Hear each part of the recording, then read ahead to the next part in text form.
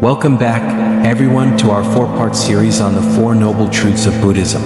If you've been following along, we've already explored the first noble truth, the truth of suffering, where we learned that suffering is an inherent part of life. Then, in our second video, we delved into the second noble truth, the truth of the cause of suffering, where we discovered that craving, attachment, and ignorance are the roots of our pain. If you haven't watched those yet, I'll link them in the description below so you can catch up. Today we're moving to the third noble truth, known as the truth of cessation, or in Buddhist terminology, the cessation of suffering. This is where the Buddha shows us that there is a way out of suffering, a state of ultimate peace and happiness called nirvana. It's a beautiful and profound teaching, and I'm so excited to share it with you. Before we dive in, don't forget to like, subscribe, and hit the notification bell so you don't miss the final video in this series on the path to liberation. Now let's begin. Part 2. What is the truth of cessation? The concept of nirvana. So, what exactly is the truth of cessation? In simple terms, it's the truth that suffering can end. It's the state where all pain, all craving, and all suffering cease completely, and what remains is a profound happiness. A happiness so deep that it's beyond our imagination. In Buddhism, this state is called nirvana. Now, I know what some of you might be thinking. Nirvana sounds amazing, but what does it really mean? How can I picture it? That's a great question, and it's one that even the Buddha himself addressed. You see, nirvana is so vast, so incredible, that it's hard to describe with words. The Buddha often spoke about it in a humble way, saying it's the place where suffering ends. But for those who reach it, it's a happiness that's unimaginable, a complete liberation from all the struggles of life. Let me give you a metaphor to help us understand this better. Imagine you're walking through a dark forest. It's cold, it's scary, and you're tired. Behind you is nothing but darkness. It represents the suffering we've talked about in the first noble truth, and the craving we discussed in the second noble truth. But ahead of you, far in the distance, you see a glowing light, a radiant sunrise. That light is nirvana.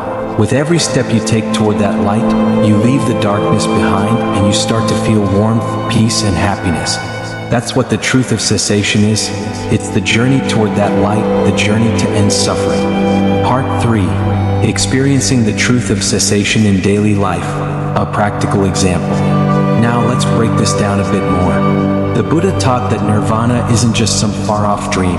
It's something we can experience step by step, right here in our lives.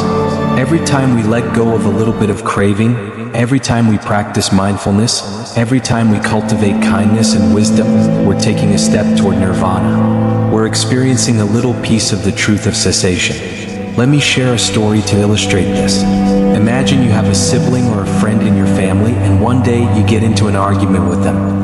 Maybe you're angry because they said something hurtful, or maybe you're upset because they didn't listen to you. You feel frustrated, you argue, and you walk away feeling heavy in your heart. That's suffering, right? That's the darkness we talked about. But then, later that day, you listen to a Buddhist teaching, maybe one of our videos or a talk from a wise teacher, and something in that teaching touches your heart. You realize that holding on to anger doesn't help anyone, it only makes you suffer more. So you decide to let go. You take a deep breath, you calm your mind, and you think, I want to be kind. I want to understand them. The next day, when you see that same person, instead of arguing again, you smile. You speak gently. You don't feel that anger anymore. And in that moment, you feel a little lighter, a little happier. That, my friends, is a taste of the truth of cessation. It's not the full nirvana yet, but it's a step toward it. Every time you let go of anger, greed, or ignorance, you're moving closer to that ultimate peace. You're walking toward the light. Part 4. Understanding nirvana, the paradox of nothing and everything. Now let's talk about what nirvana really is.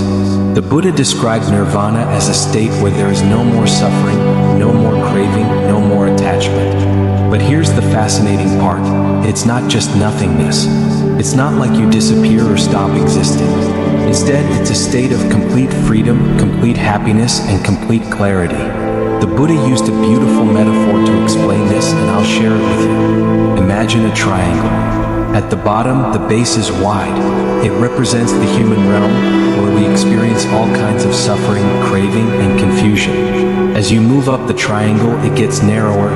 These are the heavenly realms, where beings experience more happiness and less suffering. But at the very top of the triangle, there's a single point. That point is nirvana. In mathematics, a point has no size, right? It's infinitely small. But in Buddhism, that tiny point represents something infinite. It's everything. It's the ultimate happiness, the ultimate truth. The Buddha said, nirvana is nothing, yet it is everything. It's a paradox, I know. But for those who reach it, they understand that this tiny point contains the entire universe, the entire realm of peace, wisdom, and compassion.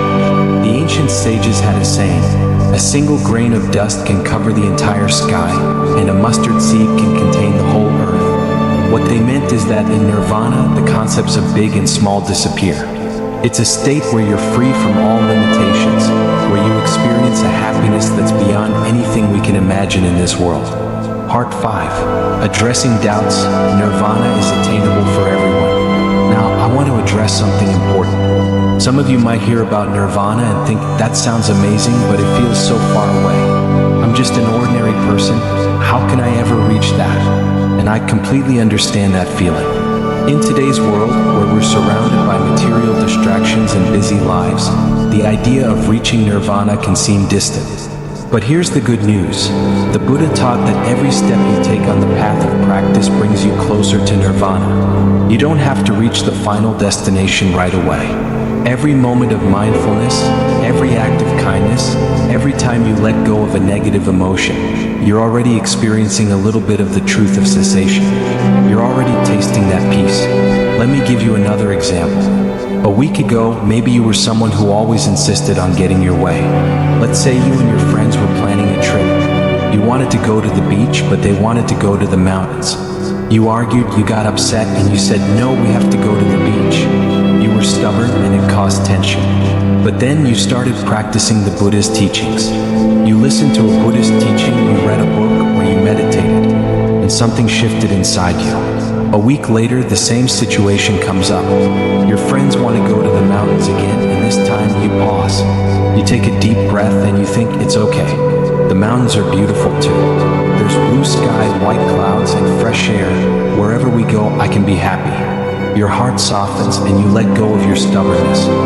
In that moment, you feel a quiet joy. You feel lighter, more at peace. That's the truth of cessation at work. You've let go of a little bit of craving, a little bit of attachment, and you've taken a step toward nirvana. It's not the full liberation yet, but it's a beautiful start. Part 6. Practical steps to cultivate the truth of cessation in daily life. Now, let's talk about how we can cultivate this path in our daily lives. The Buddha taught that the cessation of suffering comes from a combination of merit and wisdom. Merit is the good deeds we do, like being kind, helping others, and practicing generosity. Wisdom is the understanding we gain through mindfulness, meditation, and studying the Buddha's teachings. Here's a practical tip. Start small. Every day, try to do one act of kindness. Maybe help a neighbor, share a meal with someone in need, or simply smile at a stranger. That's building merit. Then take a few minutes to sit quietly, breathe deeply, and observe your thoughts.